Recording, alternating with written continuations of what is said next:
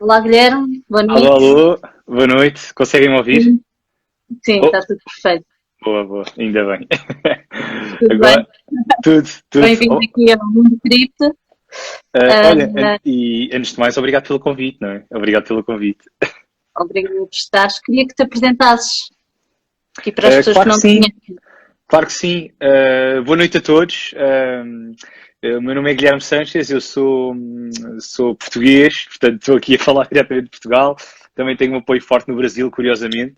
Aliás, posso já adiantar que tenho aqui um dado interessante que é, eu diria que um terço do meu podcast, do Odalcast, é de ouvintes brasileiros. Portanto, grande props para o Brasil.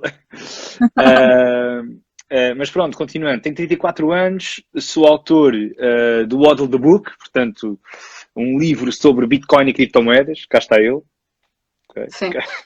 Lindíssimo. Antes de continuares, E. queria-te só, desculpa te interromper, Não, não, queria só te força. pedir para falares devagar, uma vez que Claro que sim. muitos Claro que dos sim. nossos, das pessoas que estão a ouvir são do Brasil e podem ter alguma dificuldade. Não, e eu tenho alguma tendência para falar depressa, portanto, Sim. obrigado por esse feedback. Não Pronto, te mas esqueças até de mostrar agora, novamente o teu livro e claro que sim, portanto, cá está ele, vou passar assim, conseguem ver? Está aqui, impecável.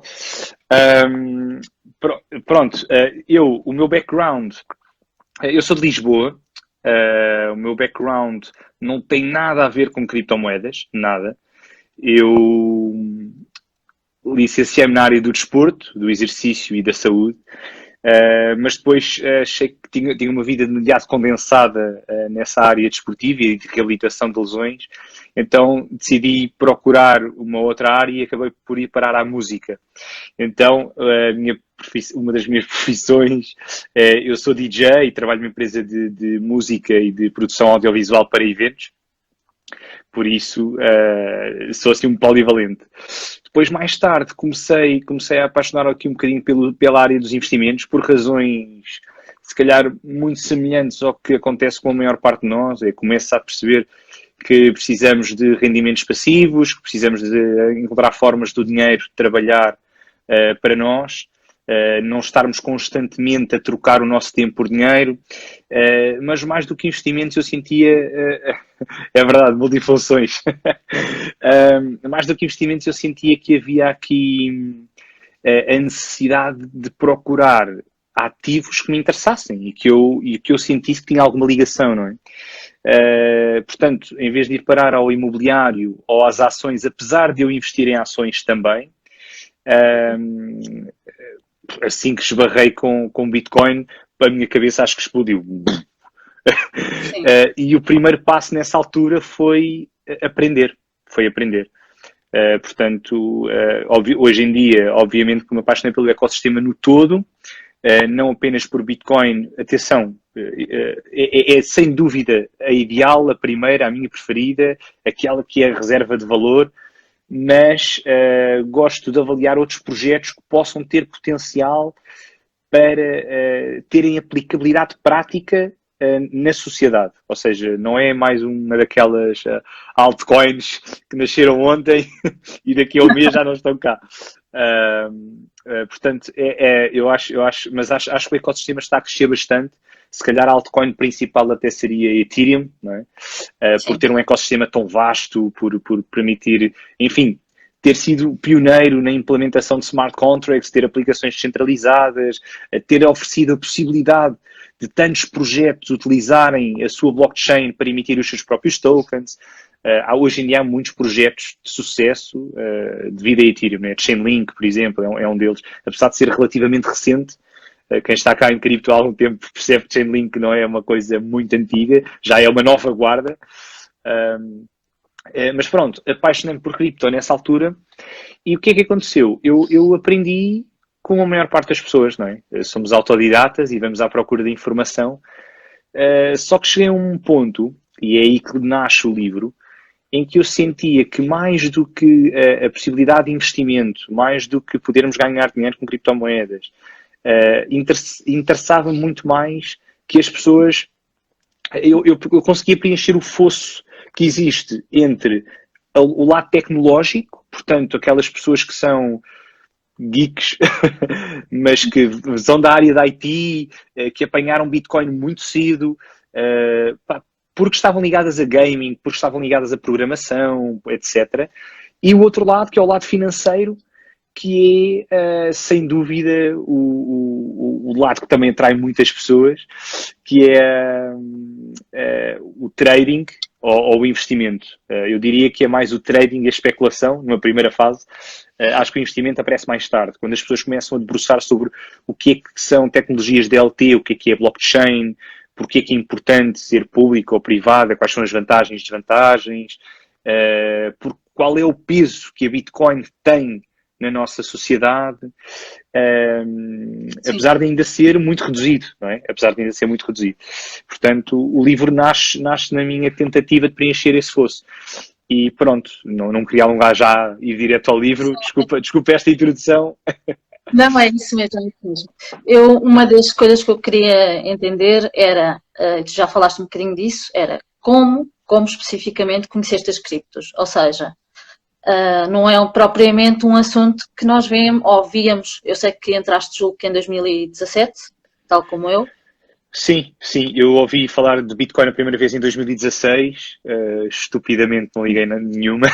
Eu também ouvi em 2014. Claro, um clássico. Mas sim, entrei em 2017, a primeira vez que comprei Bitcoin, salvo erro, foi em 2017. Eu acho que o Bitcoin naquela altura estava próximo dos $5.000, se não me engano. O que até é engraçado, aquelas pessoas que acham, epá, já perdi a oportunidade. Este ano passámos por lá, não é?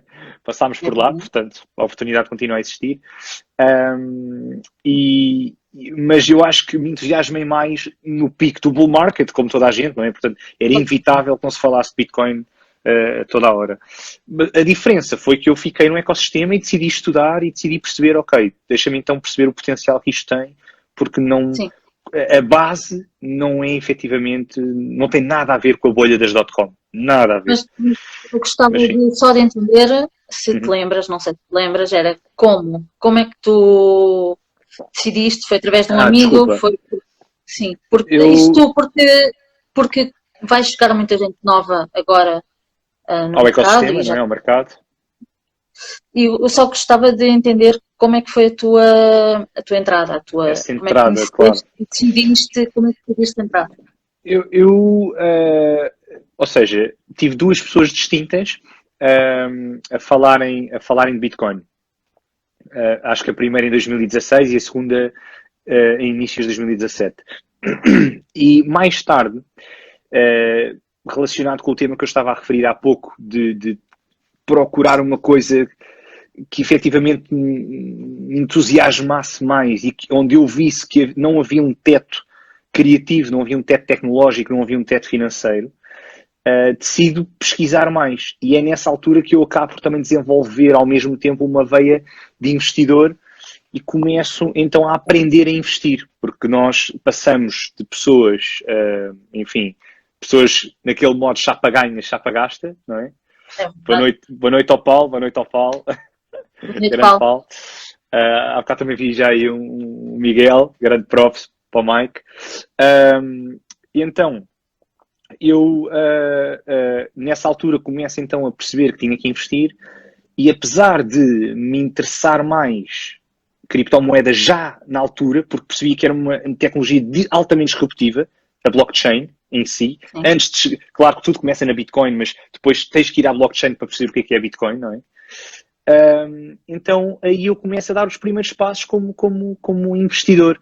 Portanto, por autorrecriação, por sentir que precisava de algo mais, precisava de encontrar formas de rentabilizar o meu dinheiro e de, enfim, construir uma carteira de ativos que nunca tinha tido até à data. Portanto, foi uma experiência mista, não foi só entrar nas criptomoedas, foi também aprender a investir. Isto, o lado financeiro, claro. Depois o lado didático, de aprendizagem sobre o ecossistema em geral, é sem dúvida aquilo que eu retiro com maior valor hoje em dia. Mas pronto, se calhar se Bitcoin tivesse atingido os 20 mil, não estamos a conseguir hoje celebrar, não é? Estava mais contente, mas pronto, é bom, esta correção de mercado também é saudável e portanto... Não é saudável. Nós já estávamos à espera, não é? Só não sabíamos quando é que ela ia aparecer, quando é que apareceu, não é? Sim, epá, confesso, eu gosto de entrar nos ativos e aqui se calhar estou a falar um bocadinho de criptoativos em vez de falar mais de criptomoedas ou tokens, não é?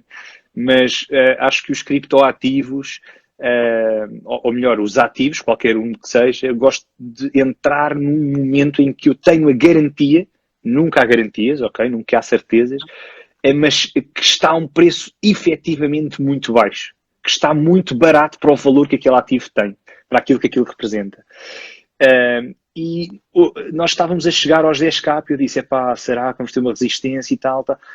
Andámos ali a marinar imenso tempo e de repente buf, explodiu, o interesse institucional foi gigante. Sim, este ano, eu lembro-me perfeitamente que foi 21 de outubro, 21 de outubro que entrou o PayPal. Exatamente. Estava entre os 11 mil e os 12 mil, quebrou nesse dia os 12 mil. Portanto, 21 de outubro. Grande memória, hoje. Não é porque eu estive a ver no outro dia. Ok. Porque eu mandei uma mensagem a uma amiga a dizer: olha, é agora ou nunca. E quer dizer, não é agora ou nunca, mas é porque eu tinha algumas amigas que andava a falar: entra, isto já há alguns meses. E ela já vou entrar. Mas agora não. Vou entrar. Agora não. Sim, eu também tenho muitos amigos assim que estão constantemente a adiar a sua primeira compra e eu nesse dia fui lá no WhatsApp e disse, olha, aconteceu isto assim e se quiseres entrar e aproveitar uma grande subida, é agora. Portanto, hoje é 26, isto aconteceu de novembro, isso aconteceu 21 de outubro, portanto estamos a falar num mês e 4 dias, o que não é nada, não é? Epá, é ridículo, sim. Aliás, hoje de manhã falei com outro amigo relativamente à queda do mercado, não é? Porque houve uma correção e era giro, houve muita gente a entrar em pânico. E eu também fiz algumas compras, também fui às compras ontem à noite. E fui, pronto, numa lógica de acumulação, porque pensei, ok, pá, estou confiante em quebrar all-time highs e tal. E aquilo caiu 30%. Pá, mas eu estava tranquilo. Se calhar devia estar em pânico, mas não estou. Estou super tranquilo. E as pessoas dizem, pá, mas porquê? E coisa, e corrigir. Pá, porque isto é uma lógica de longo prazo. Nós não podemos... infelizmente o mercado ainda é muito imaturo, ainda é muito pequenino. Nós estamos aqui com 500 trilhões, salvo erro, 500 trilhões de dólares. Desculpem, 500 bilhões de dólares. Desculpa. Era bom com os trilhões. Exato. 500 bilhões de dólares, 500 bis. E o market cap do ouro atualmente, não sei quanto é que está, mas este ano já passou, deve andar por ali entre os 8 e os 10 trilhões. E, portanto, a Bitcoin, que um dia poderá vir a ter 10, 20, 30% deste market cap, e se calhar falamos de Bitcoin na ótica dos 2, 3 trilhões de dólares, e mesmo assumindo que... De market cap, de market cap. Se calhar temos com um valor de Bitcoin, não sei, 100 mil talvez. Não quero tirar valores aqui para o ar, porque acho que isso não interessa agora. Nós estamos a falar de um ecossistema, se considerarmos que Bitcoin terá aqueles 30%, 20% talvez de market cap nessa altura, não sei, podemos estar a falar de um market cap total de criptomoedas na ordem do mesmo market cap do ouro, por exemplo, não é? Portanto, estamos muito longe, ou melhor, já estivemos mais longe, mas ainda é muito pequenino, portanto, temos que respirar fundo, temos que deixar as coisas andarem. e evoluírem também tecnologicamente. Mas pronto, claro que a entrada de novas pessoas no mercado é muito repentina e é muito para enriquecimento rápido, mas pronto, eu também acho que essas pessoas, das duas uma, ou ficam e estudam e gostam e compreendem, ou então E acabam perdem por dinheiro. e perdem dinheiro, exatamente, ou então acabam por desaparecer. Ou então acabam por desaparecer. Acho Sim. que sim. Tu estavas a falar há pouco que ainda tinhas comprado ontem, julgo que foi isso que disseste. Sim. Eu gostava de perceber, porque isto numa lógica também de ensinar e deixar aqui algumas informações para essas pessoas que estão a entrar agora. Uhum. Como é que tu decides quando comprar? Ou seja, tu vais comprando todos os meses e fazes um aporte quando recebes o ordenado ou Uhum. alguma coisa, ou decides, ou quando cai, aproveitas as quedas, ou como é que tu fazes Eu, a eu, gestão? eu gosto muito da lógica do buy the dip. Gosto muito da lógica do buy the dip porque o mercado cai tanto que tu claramente tens a noção. Atenção, independentemente de estarmos em bear ou bull market, Sim, porque significa que tu estás a comprar mais barato do que o preço que a Bitcoin já esteve e que tem alta probabilidade de voltar a estar. No entanto, ou seja, e neste aspecto, eu gosto mais de investir através de market timing, ou seja, no momento em que tu sabes que efetivamente o mercado está num pico muito baixo, por exemplo, tal como aconteceu em março com o crash devido ao coronavírus, em que os mercados caíram brutalmente e tivemos Bitcoin a 13.800. Isso foi uma oportunidade chave para qualquer pessoa. Qualquer muito. pessoa que tivesse comprado aí, epá, podia, se não quisesse saber mais de Bitcoin, podia estar completamente descansado. O que não é aquilo que acontece à maior parte das pessoas. Aliás, muito provavelmente, aliás, basta ver que tivemos pessoas novas a chegar ao mercado a partir, talvez, desse pump dos 12K, mas aí, quando começámos a chegar aos 15 mil dólares, começaram a chegar os newbies e, epá, é agora, é agora, é agora. E claro, depois existem correções no mercado. Pronto, mas gosto mais dessa lógica, desse tipo de abordagem, porquê? Porque oferece mais garantias. Okay? Então prefiro acumular capital e quando sinto que é um bom momento, então aí sim faço o meu investimento. No entanto, isto só é válido. Aliás, o meu último episódio do Huddlecast foi sobre isso, por acaso, sobre market timing versus dollar cost averaging, portanto, ir adquirindo todos os meses, por exemplo. Esta lógica de market timing só é válida durante algum tempo, porque depois, se a partir do momento em que começamos, por exemplo, agora começámos um bull market, achamos nós, esperamos nós, não é? Apesar de não termos rompido ainda aos 20 mil dólares, acreditamos nisso. Mas independentemente de estarmos num bull market efetivo ou não, mesmo que não estivéssemos, o que é certo é que mesmo em bear market também há momentos de subida do mercado e nós podemos aproveitá-las e ganhar dinheiro com isso. Chega a um ponto em que o preço já subiu tanto, o preço do ativo, que já estamos próximos de um preço médio. E, portanto, então aí já não há grande timing para gerir.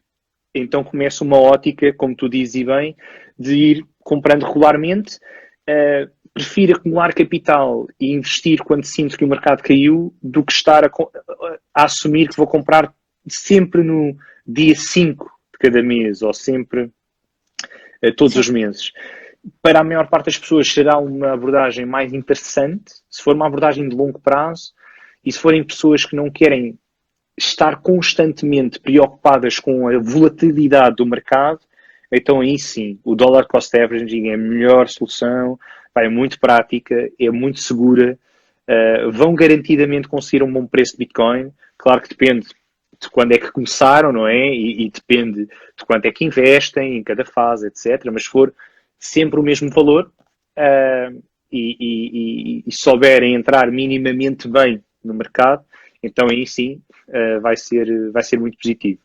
Se forem pessoas que gostam mais de volatilidade ou que estão num ecossistema todos os dias, então aí se calhar já podem também fazer algum profit em pequenas transações muitas vezes, ou pelo menos, ou investir para long term mas pronto, manterem-se ativas no mercado, mas saberem de forma mais minuciosa como é que hão de entrar. Não sei, a tua lógica já agora é semelhante ou é o oposto? É assim, eu tinha fiz alguns aportes desde 2017. Não fiz muito, até porque 2018 nós vimos como é que foi, não é? Portanto, em 2000. Desculpa interromper. Eu adorei 2018. Juro-te, adorei. Foi Foi um ano. Pá, uma foi maravilhoso. aprendizagem. Exatamente, porque a única coisa que havia para fazer era DCA, não é? Portanto, Dollar Cost Averaging, ir comprando mais barato, mais barato, mais barato, mais barato e aprender a estudar ao longo do ano inteiro. Pá, É verdade. 2018 foi um ano fascinante. Lá está, foi o meu primeiro ano de aprendizagem a sério e guardo ótimas memórias desse ano.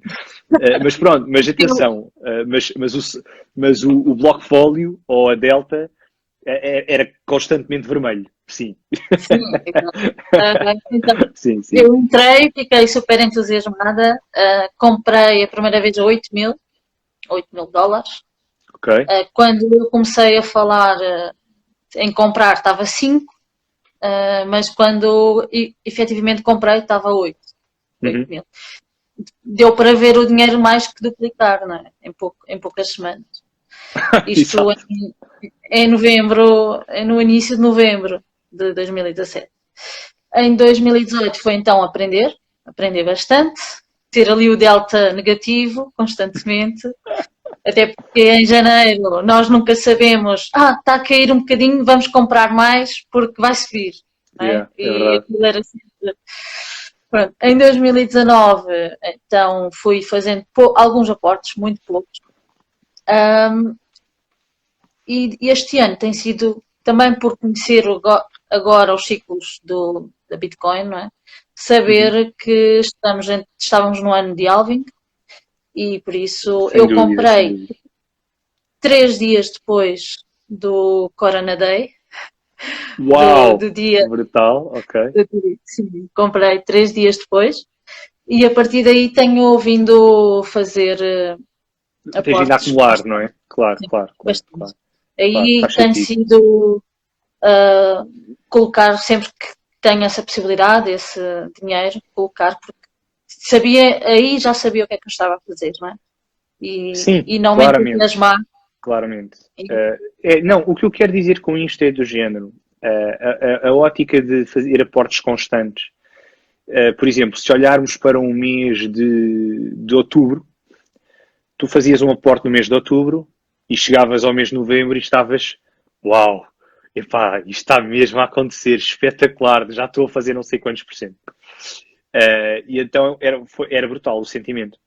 No entanto, fazias o mesmo aporte em novembro, estamos agora a chegar ao final do mês, e se calhar, não sei, isto também é muito recente, não é? Mas pronto, vamos imaginar que fazias um aporte a 18 ou 19 mil e entretanto agora estava a 15 ou 16.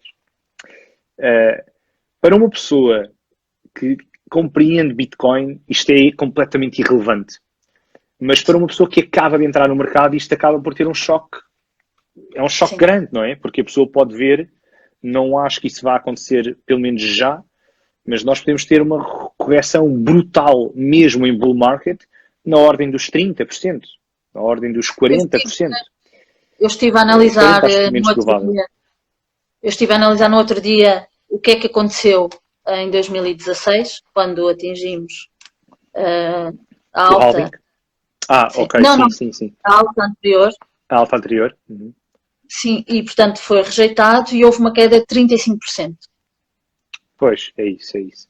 É neste momento, do ponto de vista de, aqui se calhar já a fugir um bocadinho para o trading, eu diria que os próximos suportes grandes, e estou a dar, atenção, estou a dar escalas muito grandes de propósito, ok? Mas os grandes suportes estão nos 13.800, que outrora foram uma resistência muito grande, não passávamos dos 14K, e foi o pico do 2019, e se aconteça aqui uma grande tragédia, talvez 12 ou os próprios 10K. Mas não estou a dizer que vamos lá chegar e acho de todo que não vamos lá chegar, ok? Mas não sabemos, não podemos dizer. A probabilidade de lá chegarmos é pequena, Mas pode acontecer. Mas talvez 16 mil dólares seja um valor bom de correção, 15 mil talvez. Eu acho que depois ali entre os 16 e os 14 é mais difícil de parar. Mas pronto, independentemente disso, o mais importante aqui é, nós estamos em 2020, 2020 é um ano de halving, ou melhor, está a ser porque o ano não acabou, não é? De halving, e para quem não sabe o que é o halving da Bitcoin, passo a explicar de forma muito sucinta, que é basicamente a redução da recompensa que é paga aos mineradores. Portanto, existe uma diminuição da emissão de Bitcoin e também é isso que a longo prazo faz com que a Bitcoin tenha uma ótica deflacionária. Não é? Eu até escrevi um artigo, está no livro, eu descrevo o halving no livro, mas no meu site, no blog, também tem um artigo sobre o halving, que acho que só escrevi um mês ou 2 depois. Na altura, pá, não conseguia dar vazão a tantas coisas. E o que é importante as pessoas entenderem é que o halving faz com que exista aqui um ciclo de 4 anos, aproximadamente. Na realidade não são 4 anos, são 210 mil blocos. Sim, na verdade são 4 anos menos 2 meses, aproximadamente. Sim, mas até à data, não é? Porque isto depende muito da quantidade de transações na rede, depende se há mineração, se não há, etc. Mas pronto, de qualquer das formas, sim, é isso. Os ciclos são mais ou menos 2 meses, não é? Pronto, e isso significa que nós estamos num ano em que essa redução já aconteceu e para os mineradores que recebem em Bitcoin continuarem a poder pagar a eletricidade, porque os mineradores utilizam máquinas, vou dizer assim, não é? Vou-lhes chamar supercomputadores, enfim, placas gráficas supersónicas, ASICs, não queria entrar muito por aqui, ok? Equipamentos específicos para mineração que consomem muita eletricidade e acaba também por ser isso que oferece a garantia de segurança à Bitcoin, e também o facto de ser descentralizado e tudo mais, mas isso faz com que eles precisem de pagar as contas, não é? E se recebem metade, inevitavelmente o preço terá de subir. Porque se o preço cair muito, podemos ter muitos mineradores a desistir da mineração. E, portanto, a rede acaba por ficar mais vulnerável. Se bem que, pronto, isto é um tema, não queria entrar já por aqui, com o facto de haverem um hash rate muito grande que é proveniente da China, mas independentemente disso, o que interessa é, o halving foi em 2020, e, portanto, o último foi em 2016, tivemos uma bull run em 2017, e, portanto, esperamos uma bull run, muito provavelmente, em finais de 2021, no limite de 2022. Mas lá está, nada é certo, e só para terminar, não nos podemos esquecer que, apesar deste halving, deste ciclo de 4 anos da Bitcoin, e de quase todo o mercado de criptomoedas, acabamos por estar a viver uma realidade muito diferente, que é a realidade de uma possível crise económica grande, de uma possível década deflacionária em que temos taxas de juros negativas, temos uma bolha de imobiliário, temos impressão de dinheiro como nunca existiu na história. A injeção de capital que existiu nos mercados foi alucinante. Aliás, um dado sobre isso, 22% dos dólares norte-americanos foram impressos este ano. Portanto, em toda a história, um quarto do dinheiro... Eu tenho aqui o número, foram 3,3 trilhões de dólares. É um número demasiado grande para processar. Em euros, foi 2,2 trilhões. Para isso. Pois, lá está. Portanto, bate certo com o que estamos aqui a comunicar. E pronto, e então podemos ser... Não percebi. Não, força. Na Europa estamos com um processo um pouco diferente do que aconteceu nos Estados Unidos, porque nos Estados Unidos o dinheiro entrou no mercado, na Europa... Claramente. Na Europa, não, e criou a inflação, não é? está-se a ver nos Estados Unidos. Na Europa, muito desse valor foi para compra de dívida. E, portanto, estamos aqui num processo diferente, tanto é que na Europa e em Portugal estamos há 2 meses consecutivos num processo de deflação, não é?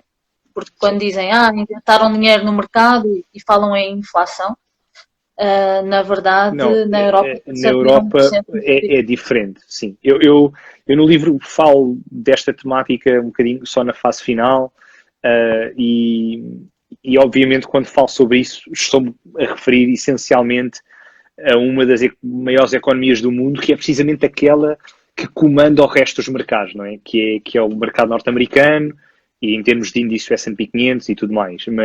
Mas pronto, é verdade que na Europa foi para comprar dívida, é um facto, mas mesmo assim, leva-nos sempre à questão dos bancos centrais terem o poder de imprimir dinheiro sem precedentes.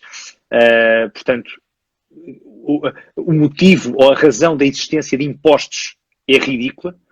Aliás, e é importante as pessoas perceberem isto porquê? Porque depois temos que olhar para economias, não propriamente de terceiro mundo, mas economias mais fracas, ou que viram a sua moeda desvalorizar de tal maneira, e sofrem muito com isto, nomeadamente na América do Sul.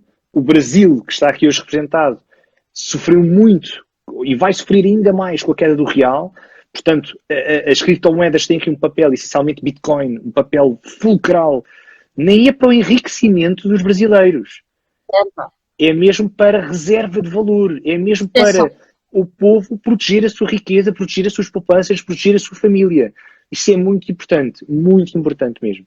O real está no top das moedas que mais desvalorizou em frente ao dólar. É impressionante aquilo que aconteceu este ano. E pronto, portanto, isto para dizer e para concluir o raciocínio, apesar de Bitcoin estar aqui eu acredito efetivamente neste 4-year cycle, portanto 4 anos de ciclo, nós poderemos assistir, se as coisas correrem mal,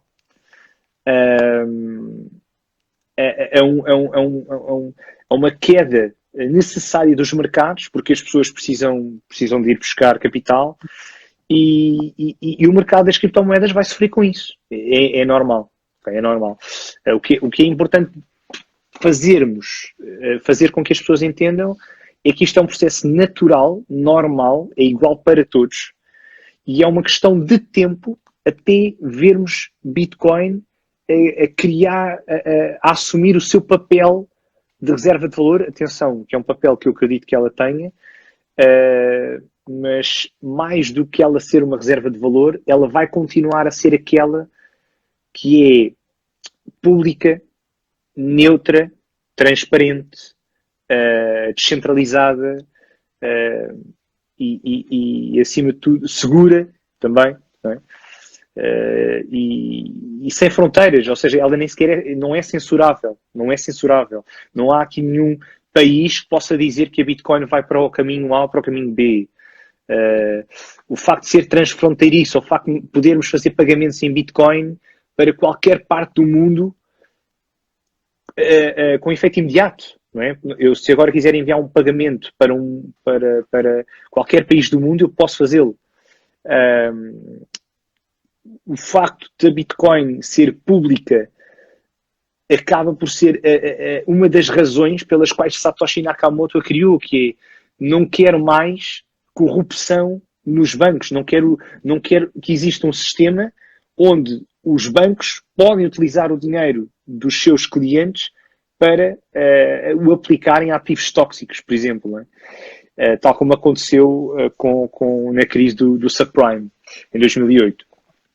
E portanto, acho que é uma questão de tempo até nós vermos Bitcoin a assumir um papel muito mais relevante, mas não seja também, porque os bancos centrais estão claramente na corrida dos criptoativos, dos ativos digitais e das suas CBDCs, portanto Central Bank Digital Currencies, de forma a criarem o dólar digital, o euro digital, o real digital, o yuan digital, que vai ser interessante porque é tecnológico, temos uma wallet no telefone, permite que os bancos centrais apliquem o dinheiro ou consigam apoiar empresas muito rapidamente, de forma imediata, não é? No entanto, o reverso da medalha é não há privacidade, somos controlados, manipulados e taxados de forma muito mais eficiente. Muito mais eficiente. Sim. Como é que tu vês que isso é possível acontecer? Deixar de haver dinheiro físico, pensando, por exemplo, na vovozinha que não sabe mexer num smartphone. Boa questão, boa questão. Eu acho que é um bocadinho como a evolução dos tempos. Nós não podemos achar que assim que um banco central disser, olha, está aqui a nossa CBDC, neste momento todo o dinheiro é digital. Não vai ser assim. Vai existir um período de transição. Curiosamente, e só aqui uma à parte, há bocado eu estive a assistir a um webinar promovido pela APBC, pela Associação Portuguesa de Blockchain e Criptomoedas, sobre a diretiva do Banco de Portugal relativamente às empresas que têm negócios com criptoativos e, curiosamente, não houve tempo de transição nenhum. Portanto, eles disseram que agora existem determinados critérios que eles têm que cumprir e ou cumprem os critérios ou então não podem operar. E, portanto, qualquer empresa em Portugal que opere com criptomoedas, com sede em Portugal, não é? Neste momento, viu o seu negócio completamente barrado e bloqueado. Sim. Porque não houve um período de transição para ajustar. Pronto, isto é só para nós percebermos a capacidade que eles têm de ainda controlar um sistema e de ainda Sim. bloquear algo que não querem que avance tão rapidamente. Mas, entretanto, a vovozinha, desculpa, eu acho que vai haver um período de transição. Acho que o dinheiro, acho que o papel moeda vai ser eliminado de forma gradual.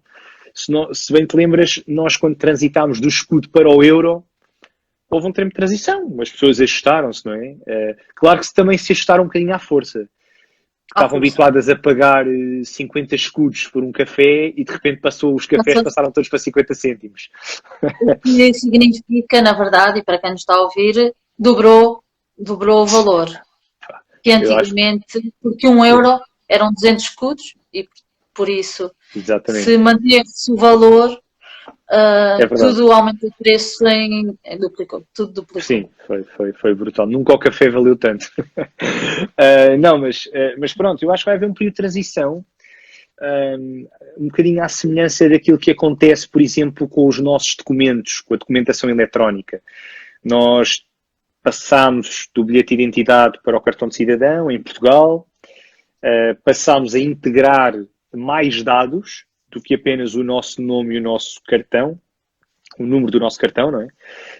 Passamos a ter logo o número de segurança social, passamos a ter logo o nosso número de contribuinte também associado e, portanto, e salvo erro, um outro número que é o número de saúde, não é? Saúde. Exatamente, é o de saúde. Teu nome, exato. Acho que tem um nome específico, estava agora a dar uma branca, sorry. Mas pronto, começámos a ter mais dados num único documento. Neste momento já estamos a falar de carta de condução digital e já não precisamos ter o seguro e o documento do carro, nem a carta de condução em formato físico, portanto vai passar a ser digital. E isto está a acontecer de forma gradual, não é? No caso das moedas centrais, acredito que vai acontecer a mesma coisa e nós vamos passar por um período em que a vovozinha ainda vai pagar muitas coisas com dinheiro. Quando eu digo com dinheiro, Bitcoin também é dinheiro, mas com dinheiro fiduciário, governamental e em formato físico. Sim. Sim.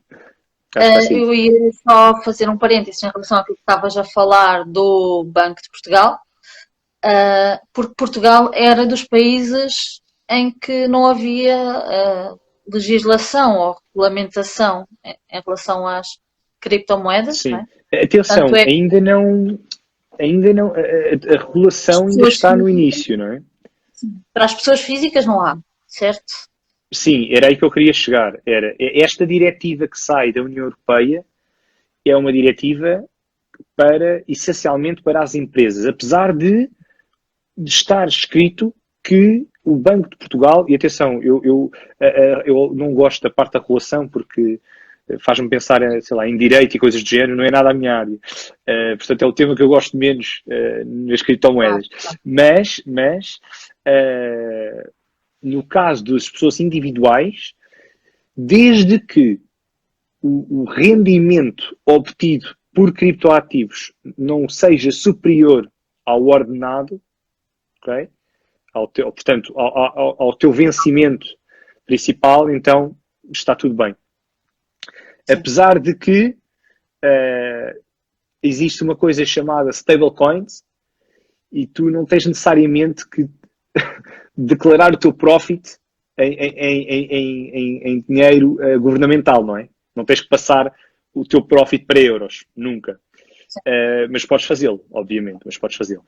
Portanto, não queria agora entrar por aí, depois vai-nos levar às exchanges descentralizadas e tudo mais, mas isso já é outro tema. Mas de qualquer das maneiras, eu acho que... desculpa, estou aqui... uma notificação que não queria, estava-me aqui à partida do telefone.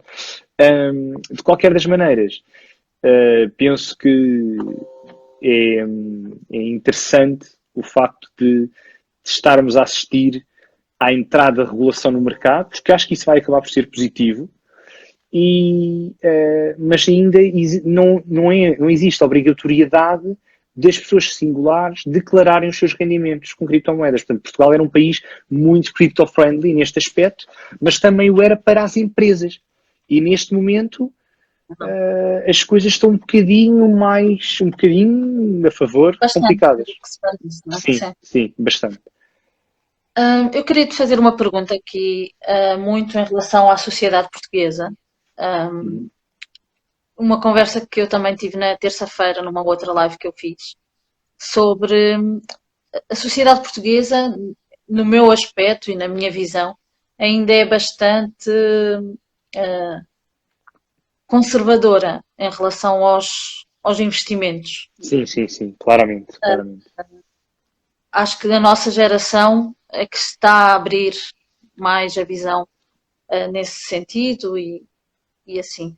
Gostava de saber como é que achas que as criptos vão ser, como é que a comunidade, como é que a população portuguesa vai aderir às criptos, vai ver as criptos, como é que achas que as pessoas, se as pessoas conhecem, não conhecem, como é que é a visão delas perante a Bitcoin?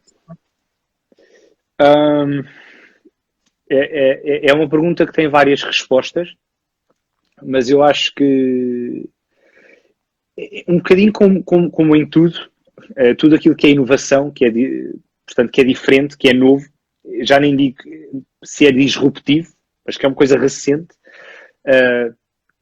Normalmente as pessoas mais instruídas, mais curiosas, mais aventureiras até, são as pessoas que se esforçam por compreender aquilo que aparece.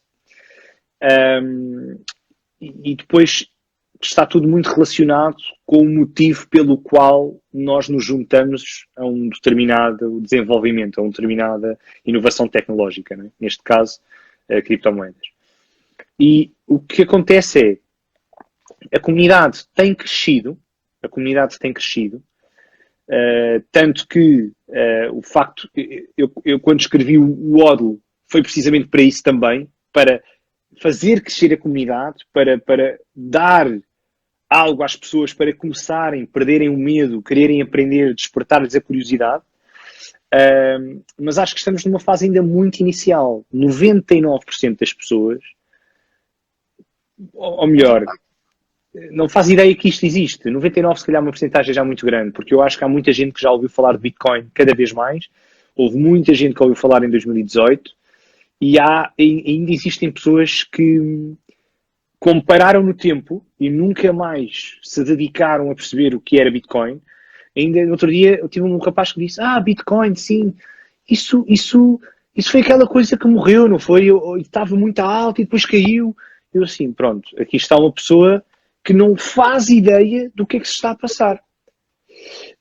Agora, o que é que também cabe ser interessante?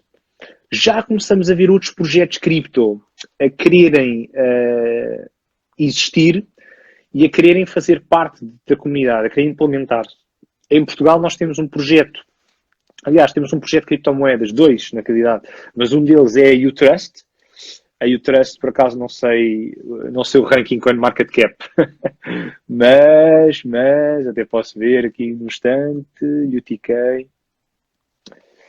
O Trust está com a market cap 139.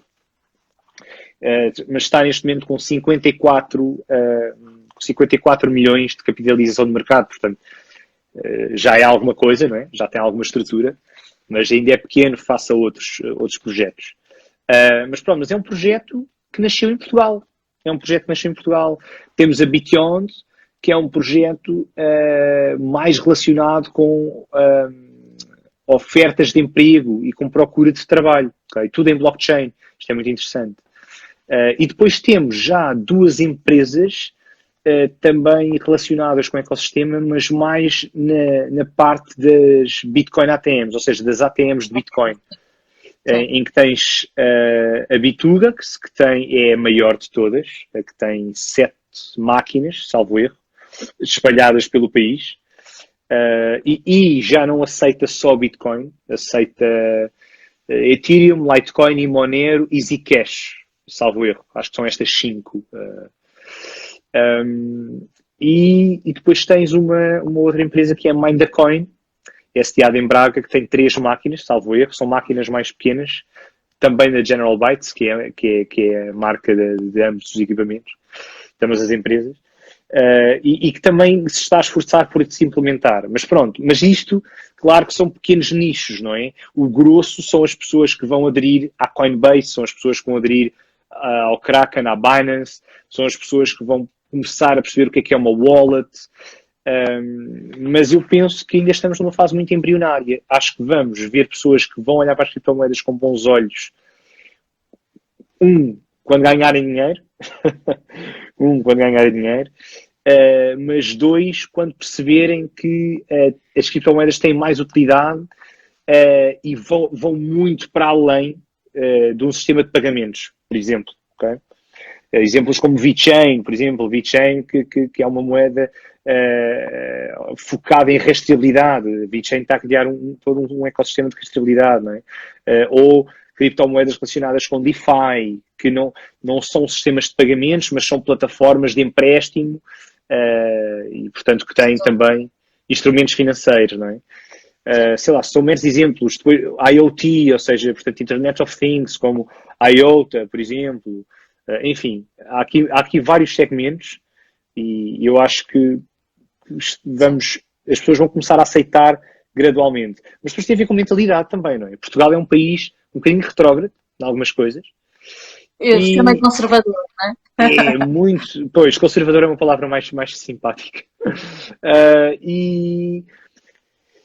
Enfim, eu acho que as pessoas que são conservadoras muitas vezes não querem olhar para a inovação. Também não são as pessoas que aproveitam as oportunidades. Elas muitas vezes são as mesmas pessoas que dizem que está sempre tudo mal.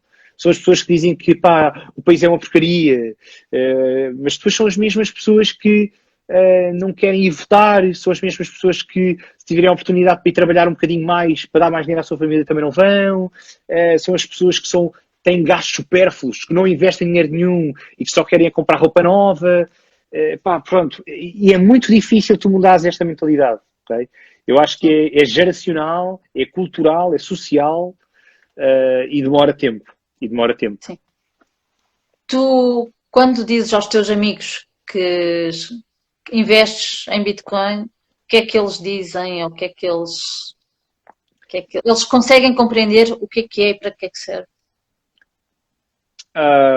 Bem, para já, eu nem digo aos meus amigos que investem em Bitcoin, que adquiro Bitcoin. Eu compro e pronto. E atenção, também não dizia na altura. O meu objetivo é acumular Bitcoin.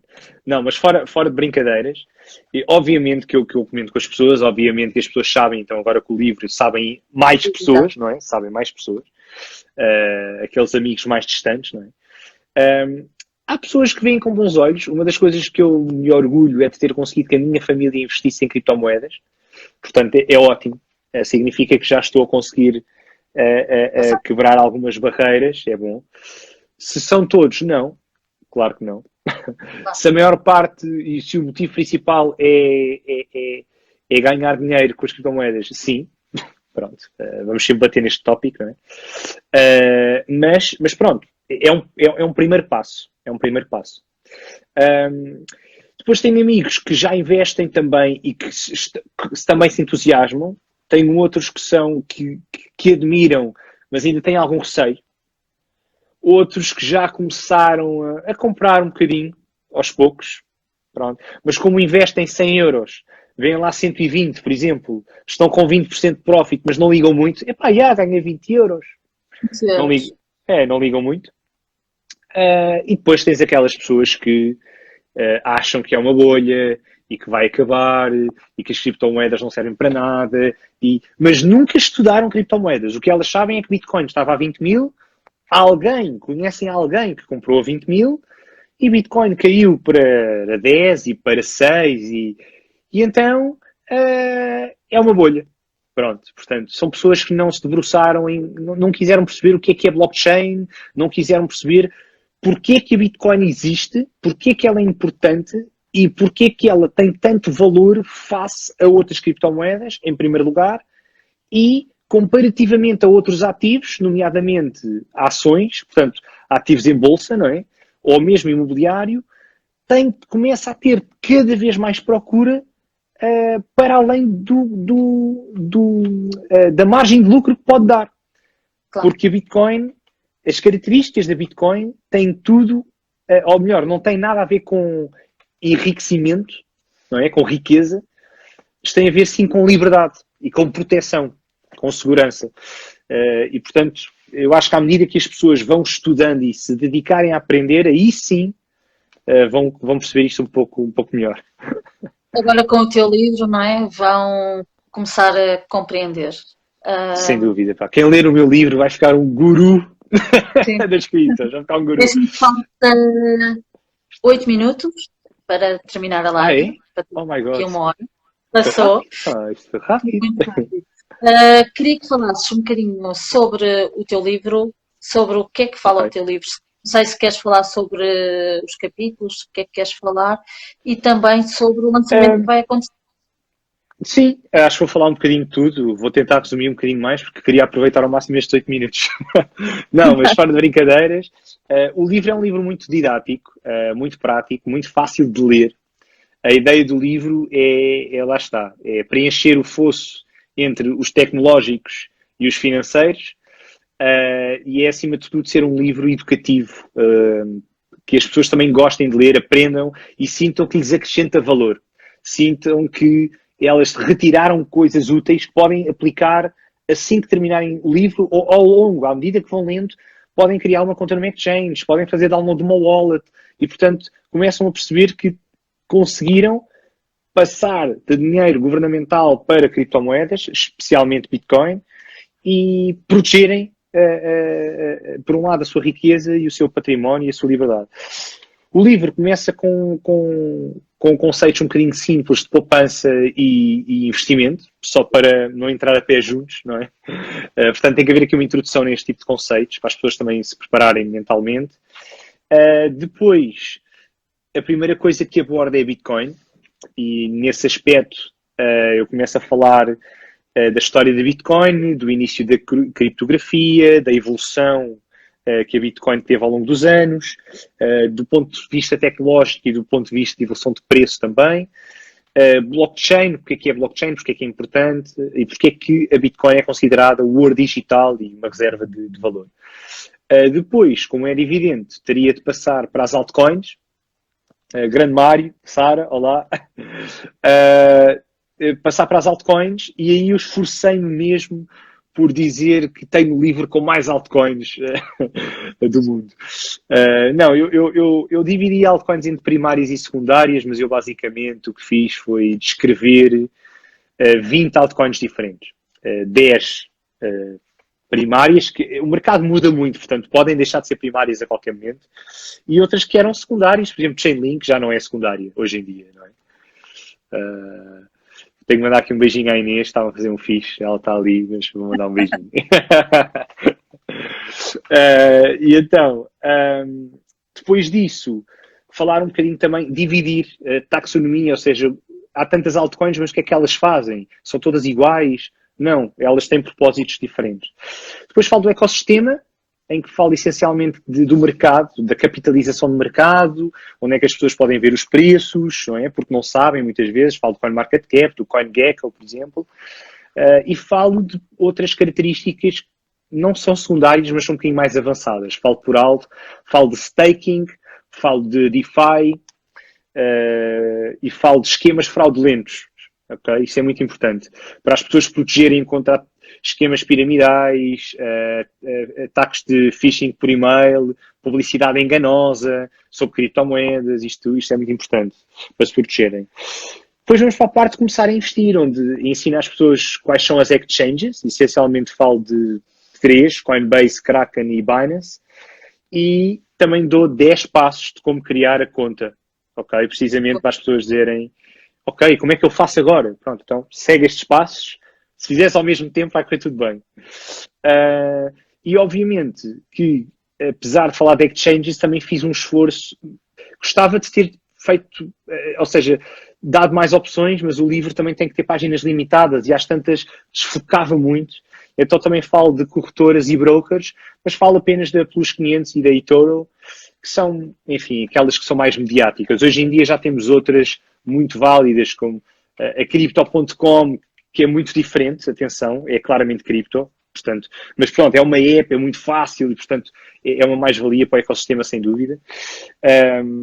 E Revolut também, ou seja, há muita gente que fica um pouco confusa e acha que no Revolut compra que Bitcoin, na realidade especula sobre o preço da Bitcoin através de um CFD, mas pronto, é um pouco diferente. Falo também de Bitcoin ATMs, também, um bocadinho. E depois falo das wallets. Porquê? Porque as exchanges e as ATMs são formas de adquirir criptomoedas. Wallets são formas de armazenar criptomoedas, são formas de guardar criptomoedas em segurança. E aí divido entre browser wallets, desktop wallets, mobile e, obviamente, cold wallets, não é? Portanto, como a Ledger e a Trezor. Falo também das aplicações de portfólio, para as pessoas regularem, saberem controlar o seu portfólio. E aí refiro o Blockfolio e a Delta, não há muito para descrever, mas... e tem também um capítulo pequenino sobre regulação, apesar de que quase que já está desatualizado, porque as coisas mudam muito depressa, não é? Isto muda muito depressa. E pronto, e depois termino com o futuro. Como é que será a crise global, se teremos, se não teremos, e o papel que a Bitcoin poderá ter. Aí refiro o halving, os ciclos de 4 anos e a perspectiva deflacionária como moeda e como reserva de valor. Estamos mesmo a terminar. Diz-me só, o lançamento do livro vai ser... desculpa. Pois é, o lançamento do livro vai ser na próxima quinta-feira. Vai ser na próxima quinta-feira no restaurante de Lisboa, que é o La Paparrucha. 3 de dezembro, exatamente, ao 12h30. As pessoas chegam, têm um welcome drink, eu apresento o livro e depois já almoçamos. Basicamente vai ser isto. Portanto, vai ser giro. Acho que vai ser, espero que seja giro. Não vai muita gente. Também é bom, por causa das regras todas de distanciamento social, vamos cumprir. Mas é um grupo heterogéneo, portanto, vai ser bom. Vamos ter por lá. Claro que sim, pessoalmente. Espero que sim, espero que sim.